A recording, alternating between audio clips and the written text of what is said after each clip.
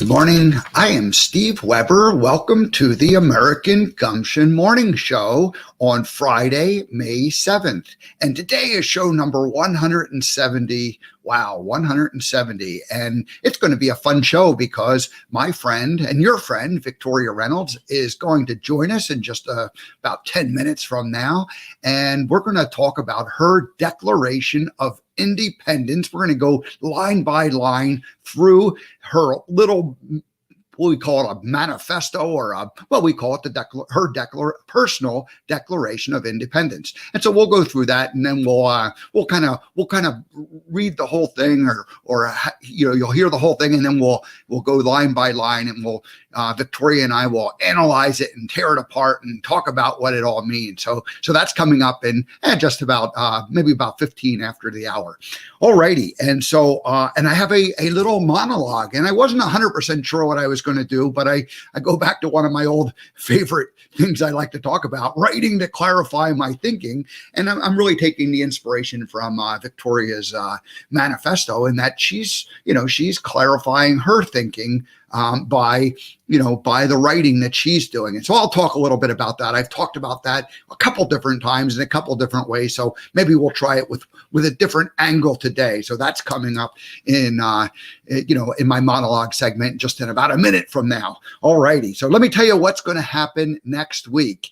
And again, let me just make sure I welcome everybody. So welcome to the show, and we're broadcasting on Spirituality Gone Wild on the American Gumption Facebook page, the American Gumption YouTube channel, and we're also broadcasting this show on Victoria's Facebook page and YouTube channel. So Victoria Reynolds, Spiritual Luminary, her Fearless and Free. It's all, we're broadcasting on all of those channels today. So this is going to be a fun show. All righty. So now next week, what are we going to do next week? Tentatively, here's the plan. No live show on Monday. I will do shows on Tuesday through Friday. And as of today, I can't announce guests for Tuesday or Thursday, although I think I'm going to have guests on both of those days. Wednesday, Kathy Mason, she has a podcast, The Conscious Business Zone. She will be joining me on Wednesday. And I love that, Conscious Business Zone. And so she's become a friend and a mentor and part of the team that keeps us all going here.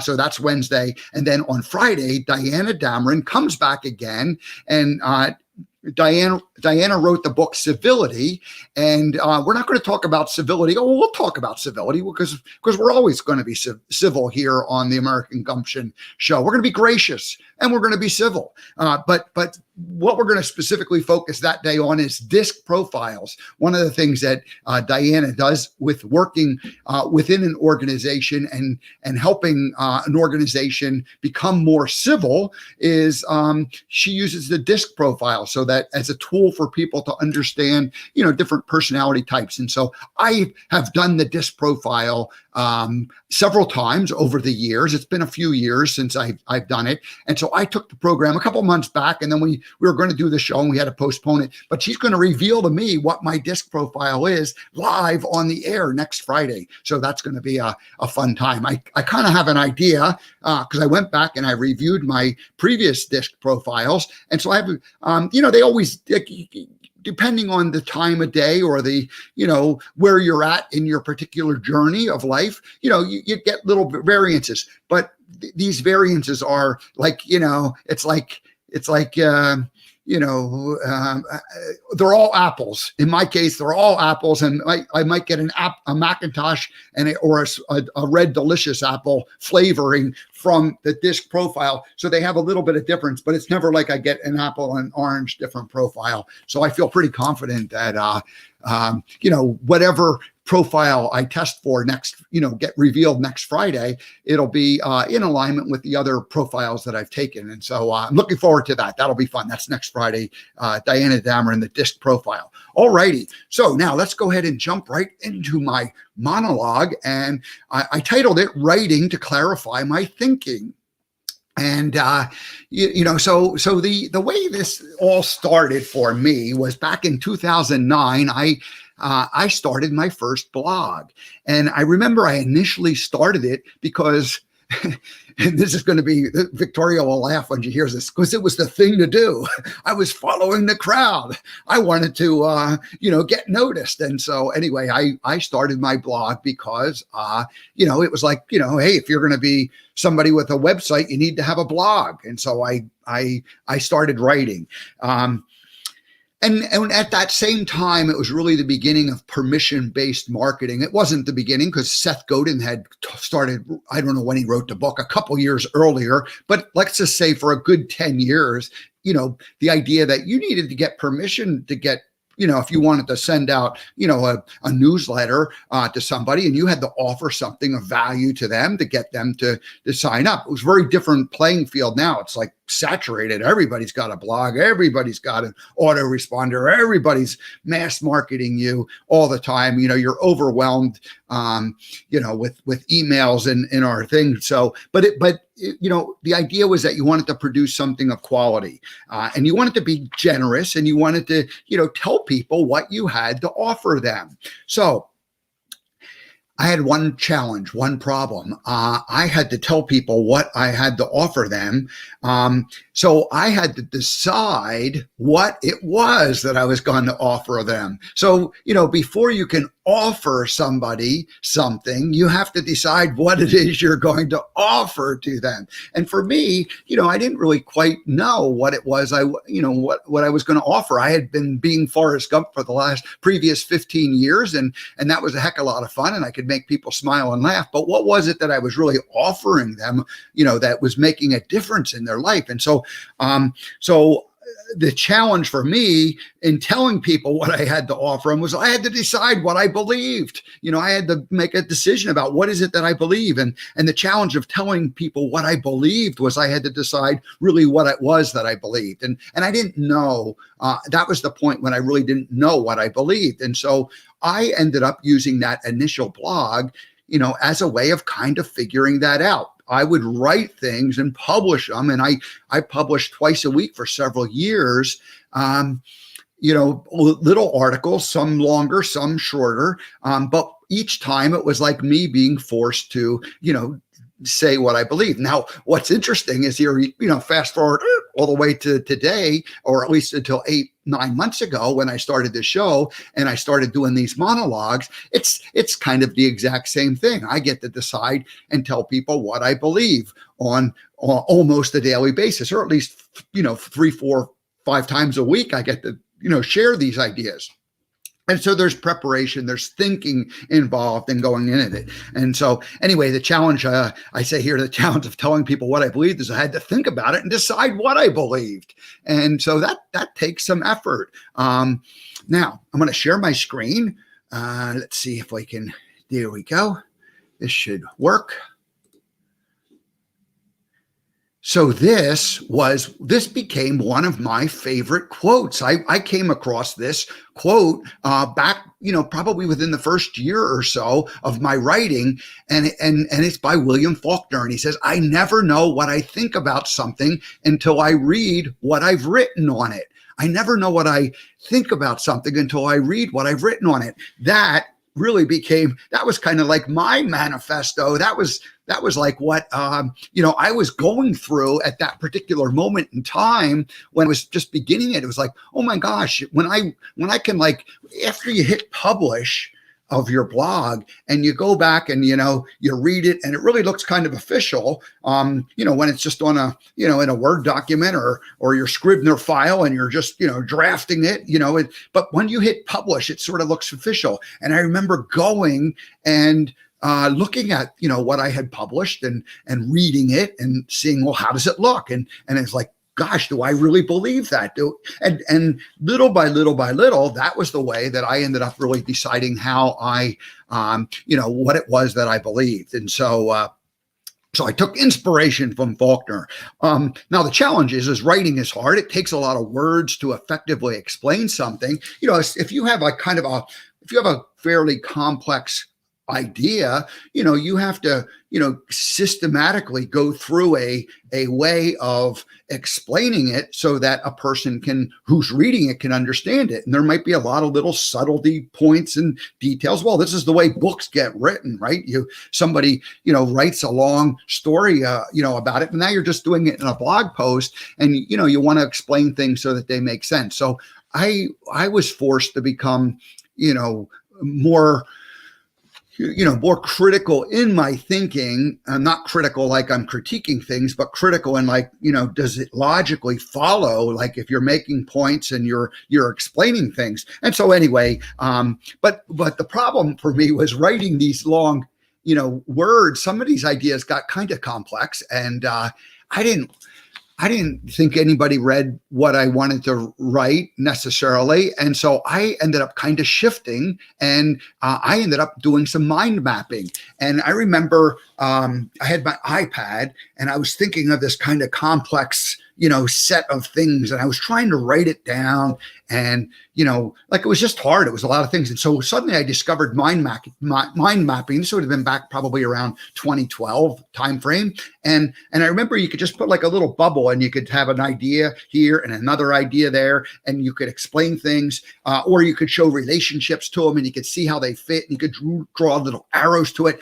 And I really liked the idea that I could take a fairly complex idea and I could make a picture of it essentially, and put it down on a piece of paper and have like a little diagram of it. And so that became a way for me to explain things. I didn't necessarily have a real good example that I found for this show, but I'm going to go ahead and I did my monologue the other day, and I talked about life timelines, and the top arrow showed that that's the life timeline, and then the little vertical arrows represent kind of milestones that you go through, and how if you just sort of go along easily, the second picture shows like little jumps, going here. I can kind of point with my cursor, little jumps from one to the other. And then sometimes you can make like a little more of a bigger leap across a couple things. And then, but if you really want to make these big giant quantum leaps,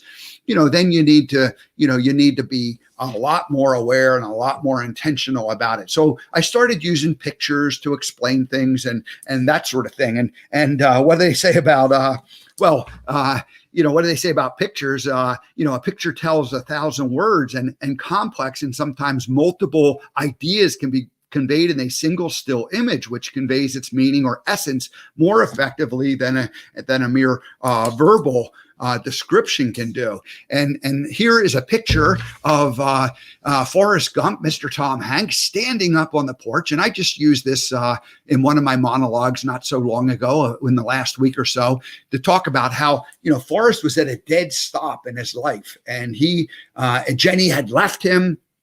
And he was just sort of sitting there feeling sorry for himself. But then he, stood up. You heard the rocking chair creep, and he stood up, and then he took a couple steps across the front lawn and down or across the front porch, and then down the 2 steps to the front lawn. And then he started running, and that was really the beginning of the running. And this image conveys the idea that, sometimes we just get stuck in life and stopped.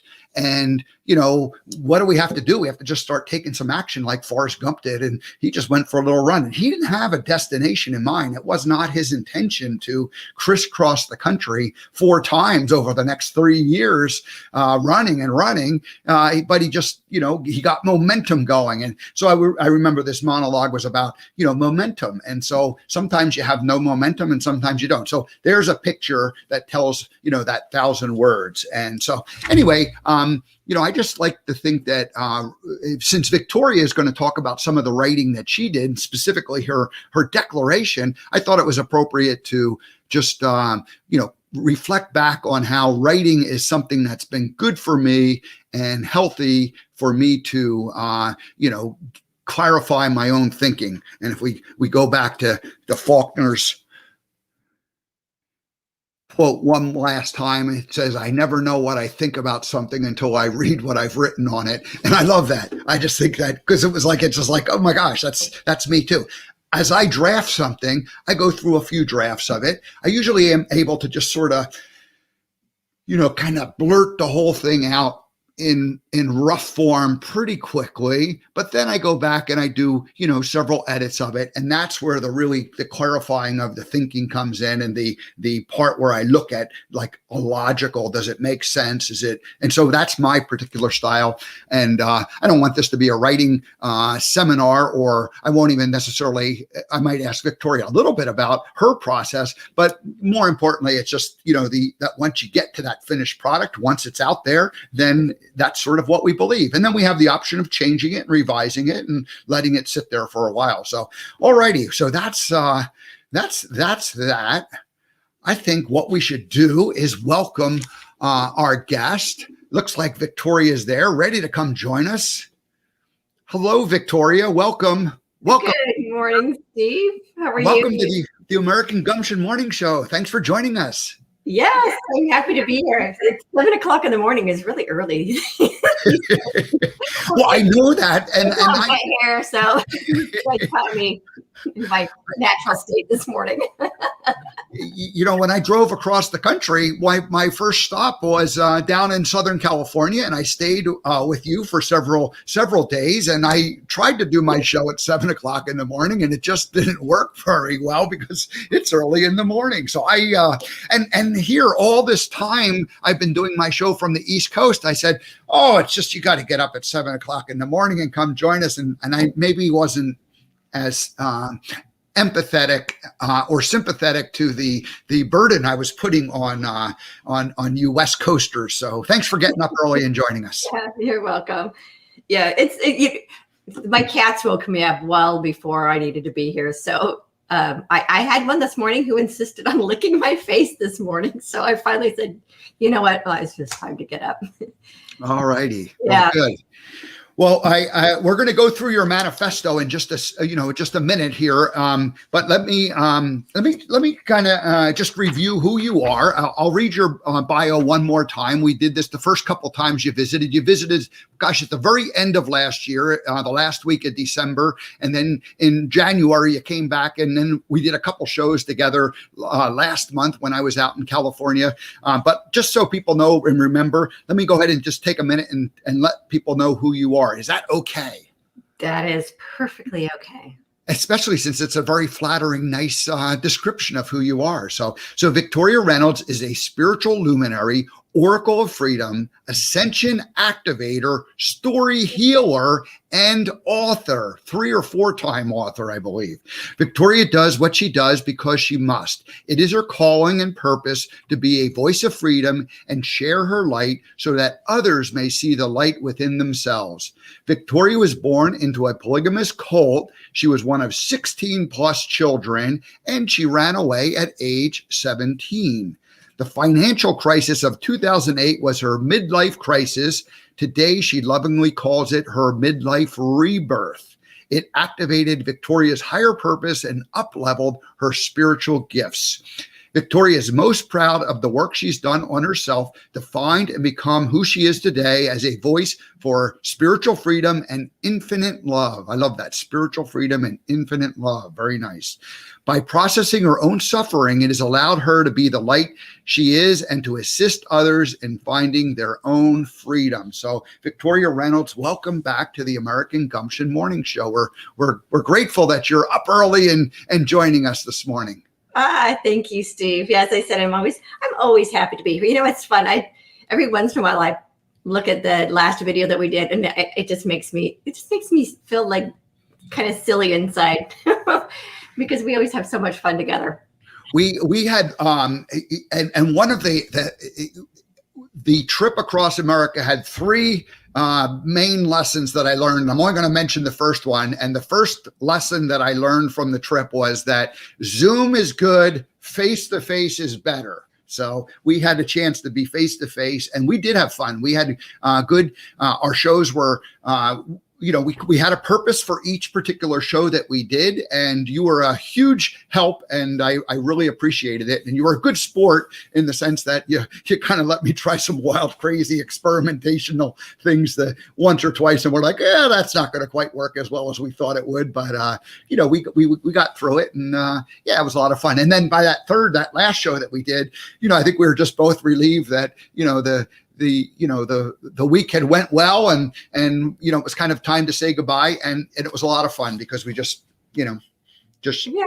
shared stories with each other and on air, and it was fun. We had some silly banter, and it was fun when you were here. Just to see my living room set up like a movie studio was pretty cool, with the lights and the cameras and the action, so to speak. That was cool. And you got to practice taking your show on the road. And it was just really fun to be a part of that. Yeah, good. Well, I appreciate it very much. So thank you. So, before we get into your declaration, just tell people what you have been doing the last month or so, and really the last couple of months. But I think your purpose and your direction is becoming more and more clear to you, because you kind of relaunched yourself, right at the beginning of the year, but now it's a couple months in. So tell people where you're at and what you're doing with your show. Yeah, so my show has really expanded. At the beginning of this year, I had a very, very old YouTube channel. I started a YouTube channel like you with your blog, right? 2009. I started a blog too because it's the thing to do. And I attempted a community that didn't work, although I'm thinking about starting a community again, because who knew community would come back around. And started a YouTube channel because that's where that's where you would be seen and heard. And I didn't really do much with it. I'd do a video here and a video there. And around 2015, I just kind of abandoned it. So it's been sitting vacant since about 2015. And then I started to get the insight to bring it back to life. And so I have been recording a bunch of videos. I have a show called Fearless and Free TV. So on Fearless and Free TV, I bring in guests who I think are fearless. They're sharing their gifts, their contribution to humanity. And so I've been doing that. I try to have on 1 or 2 guests a week. And I've been doing on my own spiritual teaching. I have a show now every Sunday called Spirit Lift Sundays. I had this idea a couple of years ago to do Spirit Lift, which is different than going to church, because it's a message that comes in and then there's a conversation that goes along with it. And so I was doing it a couple of years ago in person, and I just realized, I don't have to worry about finding a place to do it, because that was one of the concerns before, of being able to find an actual place to do a Sunday event. So now I just do it on my camera. So every Sunday morning I do Spirit Lift Sundays, and I teach whatever spirit is having me bring through. I never know what it's going to be. It's just whatever I feel coming in. And that includes a conversation. If there's an audience and the audience asks questions, then they get to participate in the event, if you will. And then I've been doing my teaching as well. So when people have questions they want to have answered, they can send me their question, and then I'll go on video and answer it for them. Great. And you're the best place to find you, I'm guessing, is victoriareynolds.com. That's a link to all of your different shows and your YouTube channels, and and direct way to get in touch with you. Yeah, everything is there on victoriareynolds.com. My book, and I have a free book on there for people too. For people Yes. on the website, there's a free book there for them. And the free book is a bit of a manifesto too, isn't it? Well, really what it is, it's a book about what's happening on the planet right now. I think you're right. It is a manifesto for the freedom of humanity. Mm-hmm. Mm-hmm. Great. Well, very good. So victoriareynolds.com. And I just put down the personal declaration of independence, because that's what we're calling this particular show. So that's not necessarily, this is just like one little thing that you did. And before we get into that, tell us, what was it that, how did that get inspired? Did that, I know you listen to Source and you get your inspiration, but what was the process of that coming in? Did you just sit down one day and, feel inspired and knock it out? Or was it something you worked on? No, well, like you, I love that. I've never seen that quote before that you put up earlier. That that is it. I write and then I go back and read it. And then it's wow, that aha. Yeah. So when I'm writing, I call it love streaming. So I'm just love streaming. I'm just putting it on paper, or in the case of that, I was finger pecking it on my phone onto Facebook. It wasn't intended to be my Declaration of Independence until you asked me about it later. And I went, oh, I guess that's my Declaration of Independence. So I just wrote it because humanity is at a very pivotal point right now. Mm-hmm. We are determining whether we are going to go into a world based in global authoritarianism, or if we're going to move into a world of global humanitarianism. Those are the two words that Spirit has given me. And we are all at this choice point of which world we're going to choose. And so I wrote that down as my declaration. I am not going to allow myself to participate in authoritarianism. I just won't. And I am here on the planet dedicated.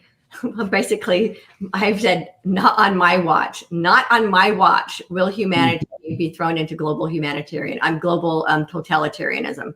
It's not going to happen. Yeah. Well, good.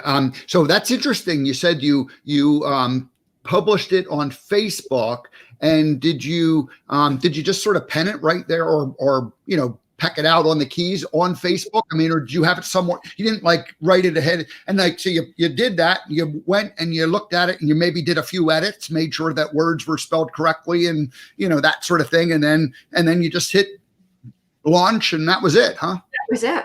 All right. Well, so, you've published a fair amount. I don't see everything you publish, but I saw that and I went, oh my gosh, I love it. Let's go ahead and see if we can get Victoria rescheduled to come join us and share that with us. So that's how it all happened. So I'm going to go ahead and share the screen, and I think it will. Let's see if there it is. Look at that. And so it shows, so we're still in the picture. And then this is it. What I thought we might do is, if it's okay, I'll just read it through one time. And then we'll go back and we'll look at it kind of line by line. And I've got some questions to ask about, specific things. And I have my own, pretty good idea of what you mean by things, but I'll play devil's advocate in a few places, and we'll analyze it and let you explain things a little bit more. How's that sound? Sounds fantastic. All righty. So what we're going to do is I'm going to just go ahead and read it the way it was written by Victoria to begin with. All right. I am a free spirit and I have my own free will. I managed to retain these core qualities even when my parents and their religion attempted to break me of both. I do not follow the crowd just because the narrative tells me to. If I did, I would be still in the cult that I grew up in. I do not fall for peer pressure and never have. I do not listen to music or wear clothes or have beliefs just because someone tells me they are in. I've never been concerned about being seen with the right crowd in the right places. Trying to fit into someone else's world is absurd to me. I am a free thinker, and I am not afraid to consider all options and perspectives before making my choices. I think cancel culture and censorship to fit a carefully crafted narrative hurts all of us. In fact, for me, the more people try to keep things from me, the more I want to know what they are hiding or what they are trying to hide. I'm going to read that again. In fact, for me, the more people try to keep things from me, the more I want to know what they are trying to hide. I will not blindly follow anyone or anything just because I am told to. My mind, heart, body, and spirit will not be owned and controlled, and most certainly not by a bunch of bureaucrats and billionaires. I see what is happening on the planet right now as a spiritual war for the freedom of humanity, and I will not succumb. And I think that's the end of it. All righty. So, so it's not that long. It was what, maybe 10, 11 sentences, or little mini paragraphs. And I thought, like I said, it would be fun to just sort of go through and have you share what you are thinking with each and every one of those lines. So we should probably just start at the very beginning. You are a free spirit and you have your own free will. Talk about being a free spirit. Is that something that you decide to be, or is that something that you already are when you're, born into this, this lifetime? It is something I am. It's something I was born as, and it is something every human being is born as. And then tell me about free will, because we always feel like we have free will, and yet there's there's also that kind of idea of destiny, and so where does destiny and free will, is there overlap between those? That was one of the biggest conundrums for me when I was a child, because I was told, we had this big war in heaven and we won the right to free will when we came to earth. And that was what I now call the prime directive. And I had the hardest time trying to understand where my freedom of choice played out in the world where God had my entire life planned out for me. So I was raised with the belief that God had my entire life planned out for me, that God knew every decision I would ever make, and that God had my entire destiny already written, but I had freedom of choice. And I couldn't grasp. I'm like, well, I don't understand. If I have freedom of choice and God has my life all planned out for me, I don't get it. And it took me a while to understand what that means. So this idea of destiny and God having our life all planned out, if you will, is really about each of us as our own spirit, as our own soul, have our own life plan. It's not predestined by what I call a magical man in the sky. It's not predestined that way. But we have before we incarnate, this is my personal belief, certain things along my life plan that I want to experience. I chose those experiences before I incarnated. How they would arrive in my path, that isn't predestined, because every single one of us, as we're here, are so intertwined with every other person on the planet. We have 8 billion people playing the game at the same time. So what somebody does in China affects my life. And so we choose how we arrive at these like almost like plot points in our life plan. It's not a line. For me, it looks more like a box with billions and billions of choices leading to billions and billions of, like, we're choosing every second of every day. For me, it's kind of like if I were to drive from here, I live in Redondo Beach, and drive to San Diego. I have a destination that I'm going toward, and there are how many different ways that I can get there. That's how I finally figured out that that's what free will is. So there may be certain plot points along my life plan that I want to arrive at. How I arrive at those is entirely up to the choices that I make. That's great. In addition to choice, just talk about discernment, because we talked about discernment. How do you, what does discernment mean to you, and where does that fit in with free will and choice that you're making?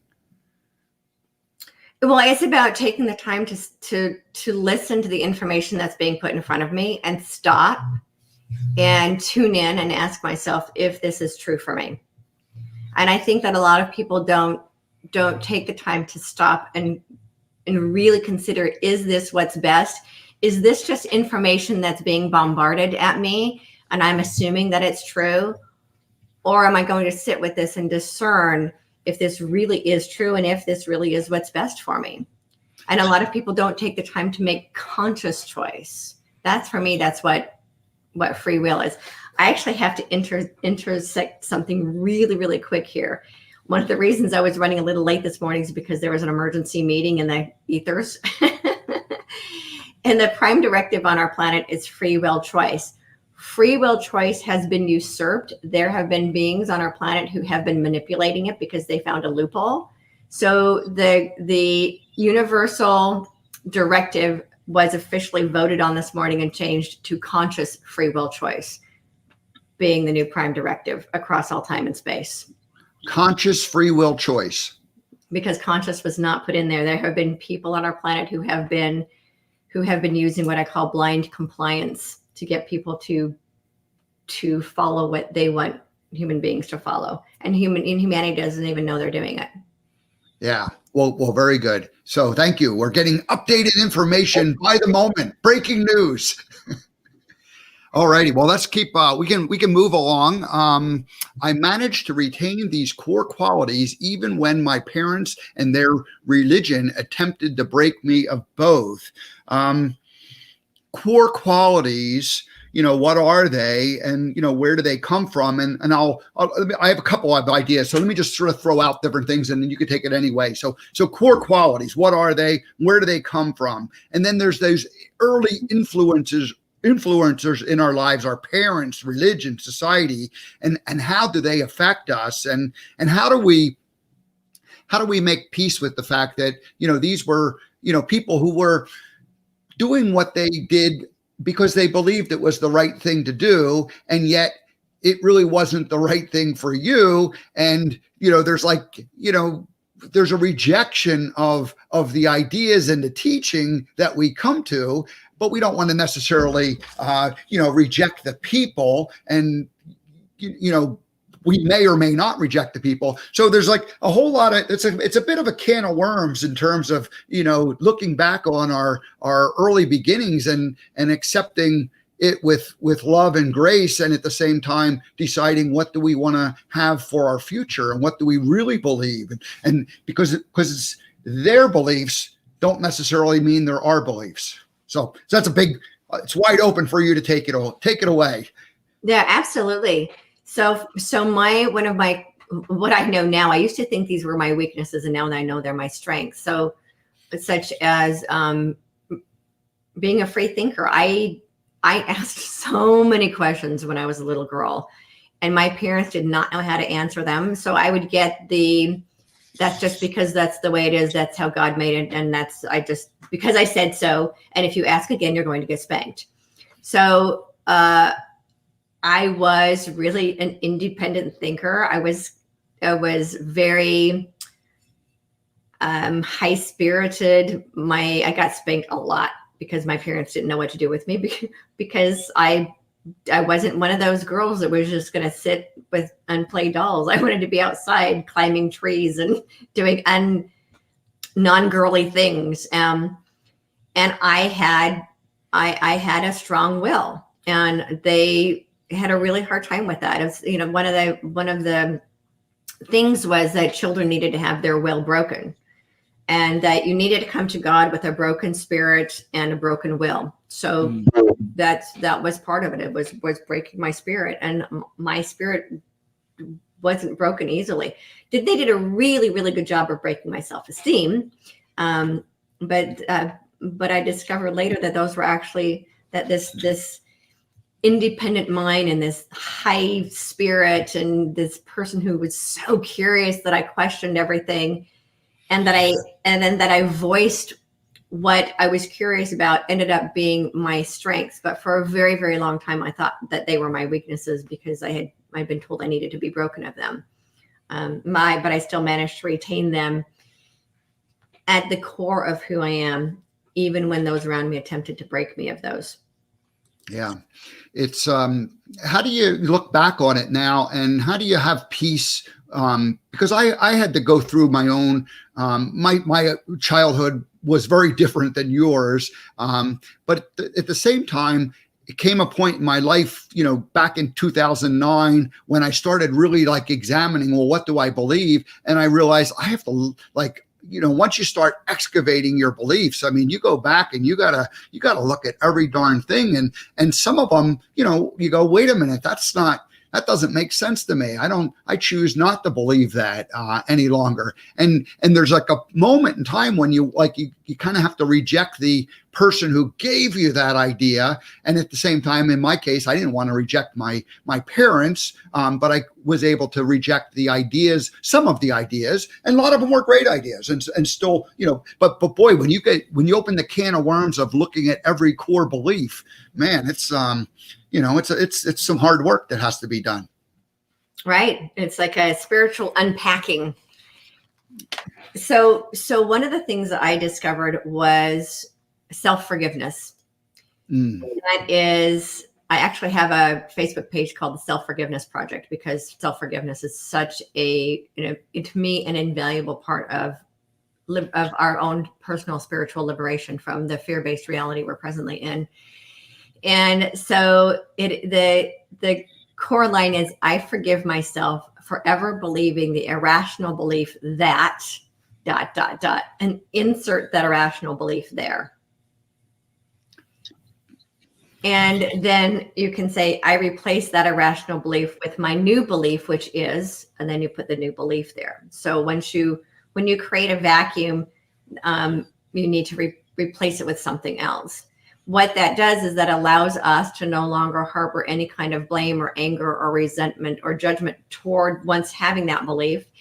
And then when we forgive ourselves, it allows us to much more easily forgive the people who fed us that to believe to begin with, because it's all about our relationship with ourselves.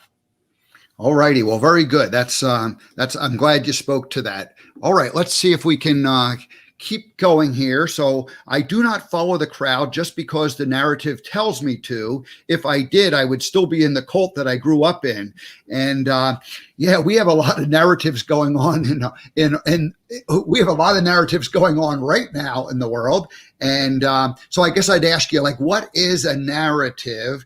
And then to kind of follow up where it says you would still be in the cult that you grew up in. You've shared the story before with me that at 17, you felt like you had three choices. One was to marry the man that your father said you should marry. The second one was to kill yourself. And the third one was to run away. And of course, you chose to run away. So go ahead and just unpack whatever you want from this particular couple of sentences. Yeah, it's funny. I chose door number 3. I'm glad you did. Yeah. So the narrative is the story that we're being told. So there was a narrative that went through my community about what I was expected to do and who I was expected to be and the kind of life I was expected to have. And there was the story that was told about who I should be. And I've kind of learned to no longer should on myself or should on anyone else. And if I had followed that particular narrative, I would still be in a very unhappy, not free space, because there was a space that was what I call control disguised as safety and security. So that is the narrative that's playing out right now on the planet, control disguised as safety and security. So I look at the narrative. Whenever I see a narrative, I look at it and I don't follow it just because it's the story that's being told to me. I want to look at the narrative and say, if I follow this narrative, what are the actions and the responses to that? If I follow this narrative, what are the responses that will result in my life from choosing to follow this particular narrative? And that wasn't always I've always been a free thinker. In the past, it's been because I was afraid if I followed the narrative that something bad would happen. It was like, well, if I do this, then something bad's going to happen to you. Now I look at it and say, if I follow this narrative, what are the potential consequences of it, looking from a completely conscious perspective? And so I don't blindly follow the narrative, because I want to look at all of the potential conscious responses that might occur by following what I'm hearing around me. All righty. So the next line is, I do not fall for peer pressure and never have. I do not listen to music or wear clothes or have beliefs just because someone tells me they are in. I kind of laughed a little bit because, it almost sounded kind of like a high school thing that you were talking about with that, because I like listening to music, but I like just listening to music I like listening to. So I'm kind of way past that point. And I think the wearing clothes, and I think we are too, but we all went through that. And the beliefs are a lot harder, so the music and the clothes, that kind of sounds like a teenage thing, but the beliefs, boy, they carry with us. And there's a lot of that going on. And I heard this morning, I lived in Montana. You grew up in Montana, and I still get like little announcements from the local, what's going on in Montana. And I got sucked in this morning, and I hit, someone was live talking about an event in Montana, and I went on, and they were talking about breaking news at the M&M bar in Butte, Montana, and there was a fire there, and apparently it's a historic place. I never even heard of it, the M&M bar. But I remember the newscaster was saying, we just wanted you to know. And I was like, I kind of laughed because I thought, my goodness, like, do we really need to know this? I mean, it's news, and it's something that you might put in like somewhere along the thing, but to have to kind of know it at like, 6 o'clock in the morning, it's just kind of crazy. And it reminded me of that narrative thought. So we get fed a lot of crazy stuff, and we can get sucked into it really, really easily. And that's the peer pressure. Follow. Right. Well, I mean, the clothes thing kind of cracks me up, because I do have a couple of friends in their 50s who are still wearing what is in. It just cracks me up. Okay. Really grow up already.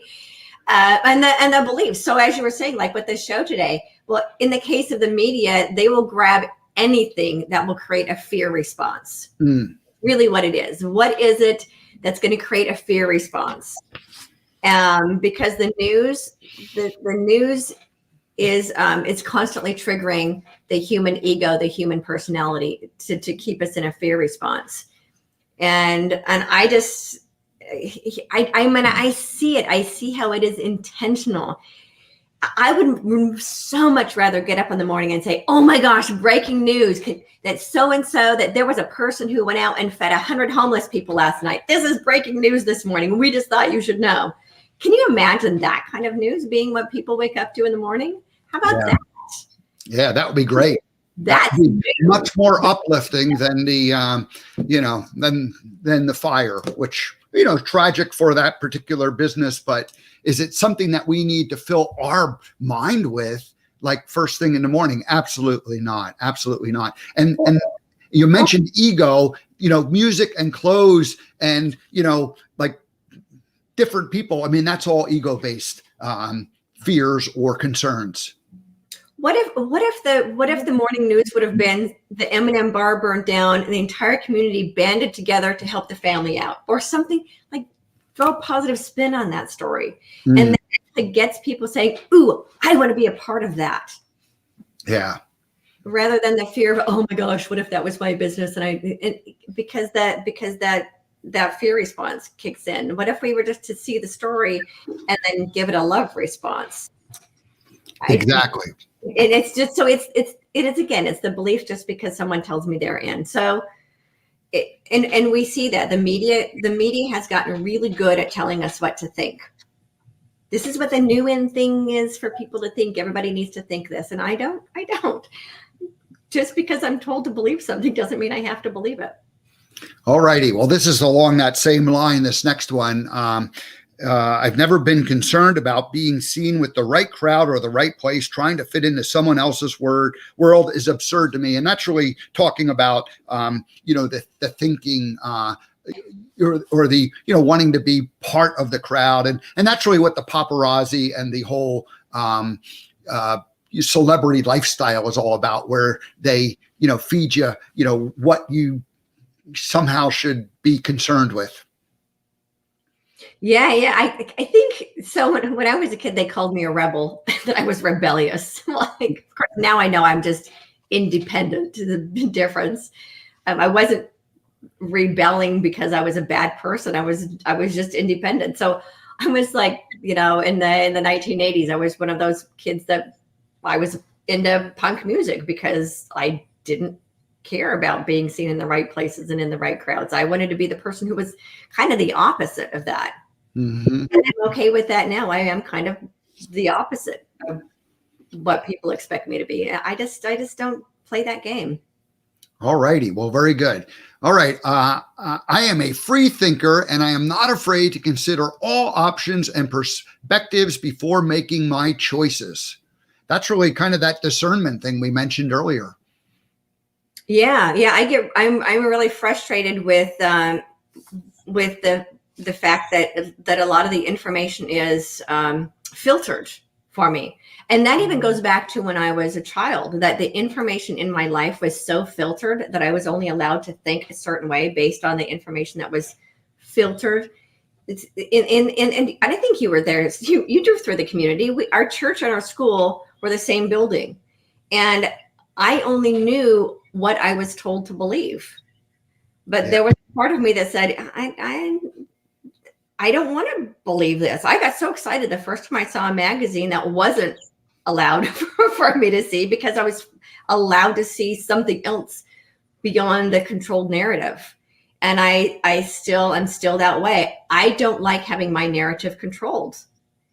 And I don't have an issue with seeing multiple perspectives and being able to look at all of the different perspectives and choosing what feels right and feels best for me by being allowed to see all of the different options and perspectives. I actually, and I'm going to share this with you. So I remember when I was a kid hearing, where Jesus said, turn the other cheek.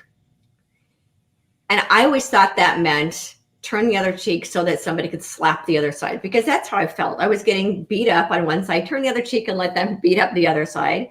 And I realized a couple of years ago that what he meant was to turn and look from another perspective. Mm-hmm. It isn't about that turn the other cheek and pretend you're not getting hurt. It's turn and look from another perspective. Turn and look from their perspective. And if you're looking this way and you turn the other cheek and look this way, you see the entire perspective. And when you see the entire perspective, you can make much better choices. So I will not look at just one perspective. I absolutely will not. So we are in a kind of a dangerous time. This sentence talks directly to that. I think cancel culture and censorship to fit a carefully crafted narrative hurts all of us. And I'm gonna tell one story about. I was still living at home, so this is the late 70s, and I remember. Watching 60 Minutes and realizing that they were pushing an agenda back then. And it was like they were trying to convince me to think a certain way about whatever the topic was that they were interviewing. So they weren't just interviewing, asking the person like questions. They were like pushing an agenda with the way that they asked it. Now, the cancel culture and the censorship that's going on today, that like there's not even a pretending that it's not happening. I mean, they're loudly proclaiming it and gratefully proclaiming it. So we're in a dangerous time. We're in a very dangerous time, and that's why I use the term authoritarianism, mm-hmm. because that is where we are. And if we're not really, really careful, we will lose freedom of speech. We're very, very close to losing freedom of speech all across the planet. And I don't approve of cancel culture. I think every person has the right to have an opinion, and that we have to then, we have never had, as a collective of humanity, we have never had to use our discernment muscle before. This plays in with conscious choice. Mm-hmm. So we've always had freedom of choice, but we've always had unconscious freedom of choice, where we've always had information, but the information has been, as you said, in 60 Minutes. And I'm impressed that at that young of an age, Steve, that you actually saw that, because not a lot of people as young as you were able to see 60 Minutes did it beautifully. So I'm really impressed that you were able to see that.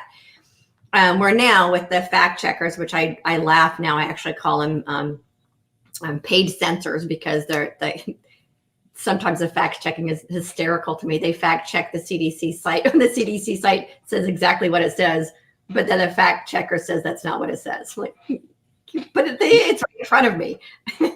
It's so, and the cancel culture. I don't like what you say, so I'm going to cancel you. I think that's dangerous, because the way that humanity will progress as one humanity is being able to have these really difficult conversations, being able to see other people's perspectives and talk about these perspectives, because the only way we're going to move past the present division is if we learn to listen to each other and try to understand each other's perspectives rather than just canceling each other out.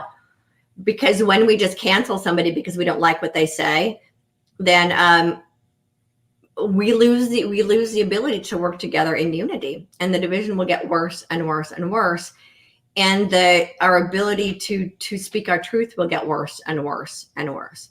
Now, when it involves people being outright rude and mean, that's different. We need to be able to have conversations that are mutually respectful.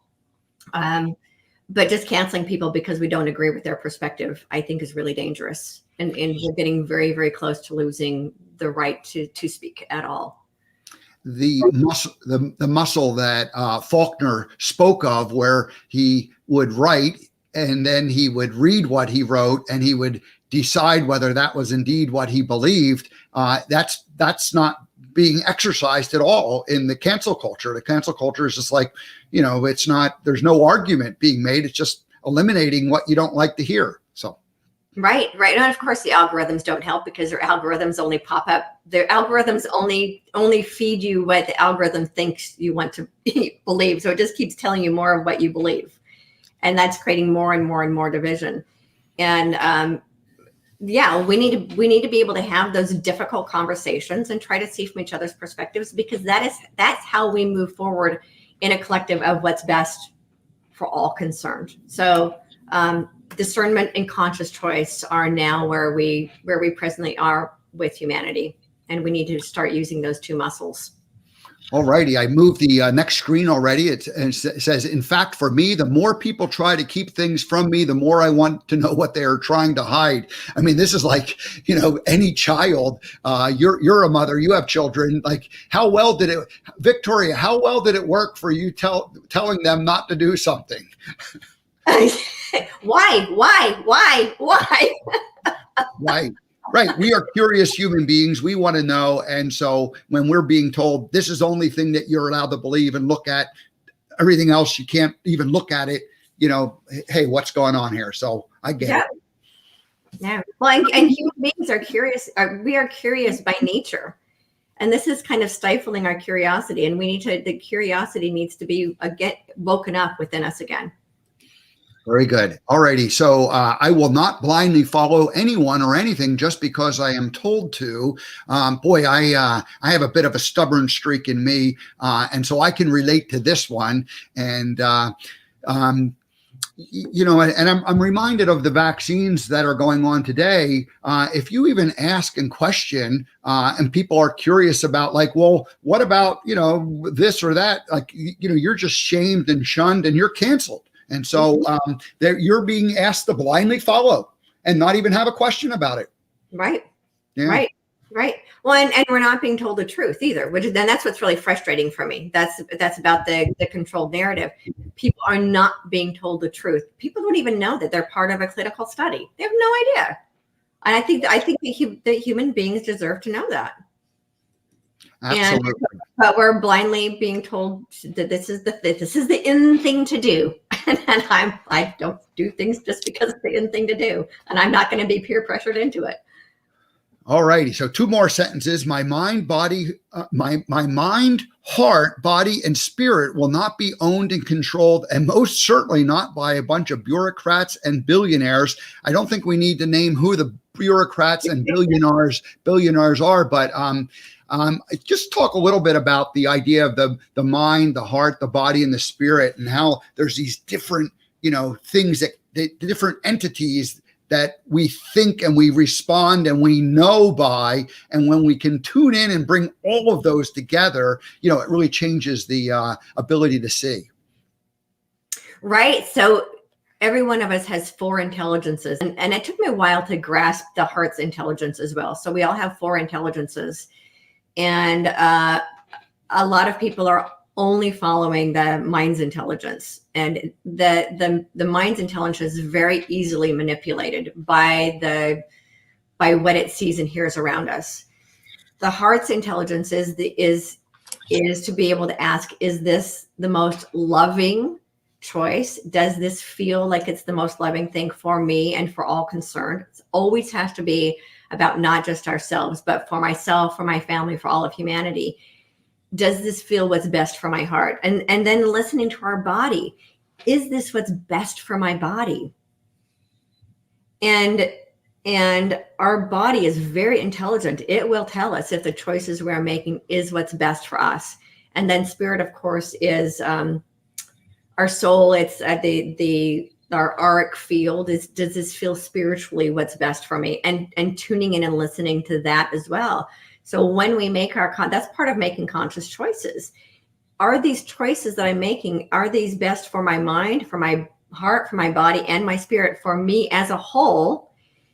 And when we start making choices from the whole of who we are, we start to realize we will not allow what we put into our mind, heart, body, and spirit to be controlled by anybody else. I love that, Victoria. And I've always thought of it as 3, and I always kind of equated the spirit and the heart together. But I like the way you're, talking about, making it 4 intelligences rather than just the 3. So well done. Anything else you want to say on that? Or otherwise, we got one last line to get through.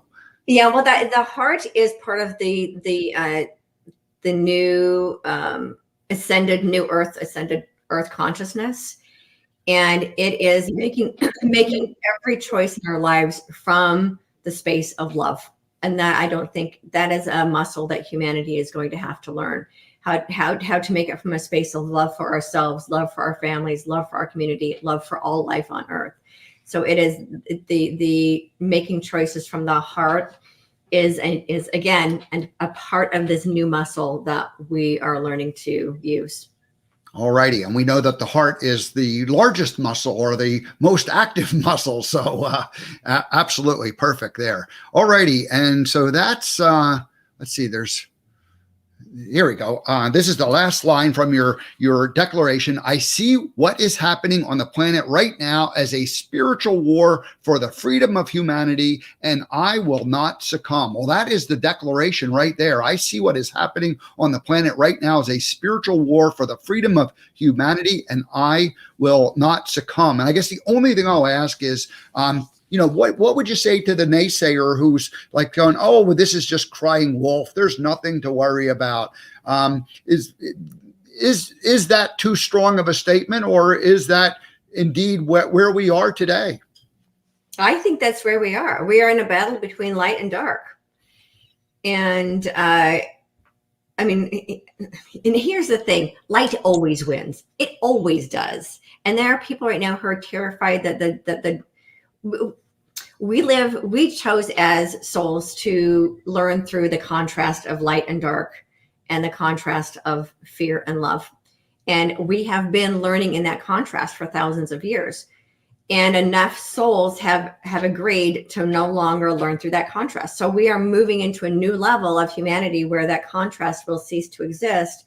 But the dark side is trying every last desperate attempt to retain control in this fear-based reality that we've been living in.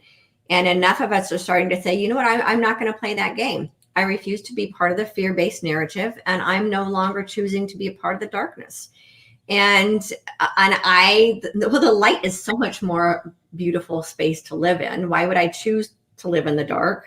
A lot of people are taking their blinders off. They're waking up to what's been happening on the planet. People are having spiritual awakenings like popping like popcorn all over the planet.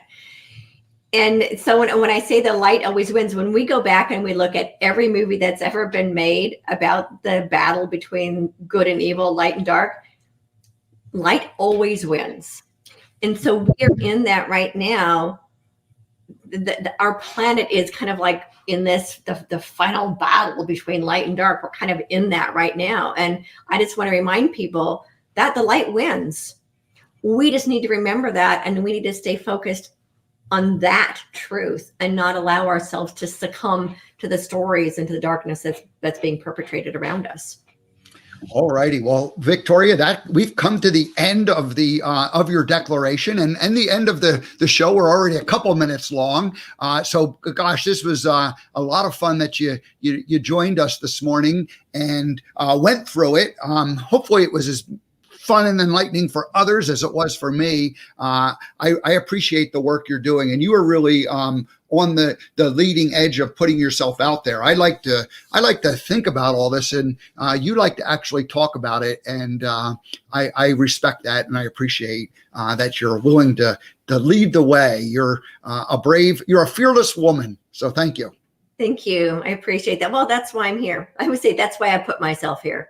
So to be out there, to put myself out on the edge. And it's been scary. I can't, it's not like I just jumped out of bed one day and said, woohoo, I'm going to go out there and I'm going to talk about fearlessness and freedom.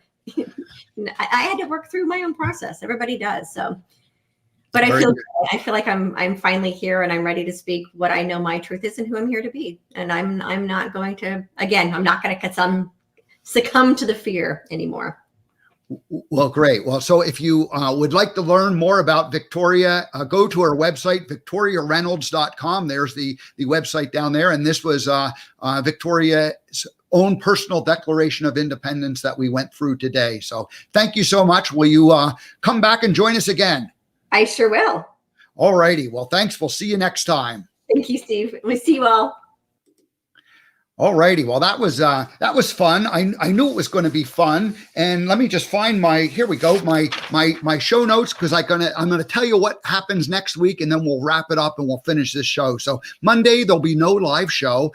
Tuesday and Thursday, I'm still figuring out what I'll do. I have tentative guests, but I can't announce yet. But on Wednesday, Kathy Mason, she is the broadcaster of the Conscious Business, or the host of the Conscious Business Zone show, and Mason works marketing. And on a Friday, Diana Dameron joins us, and she's going to go through a disc profile. If you've ever had a disc profile done, it'll be a fun exercise to watch that and see what happens. All righty, that's it, everybody. Have a great weekend, and I'll see everybody on Tuesday.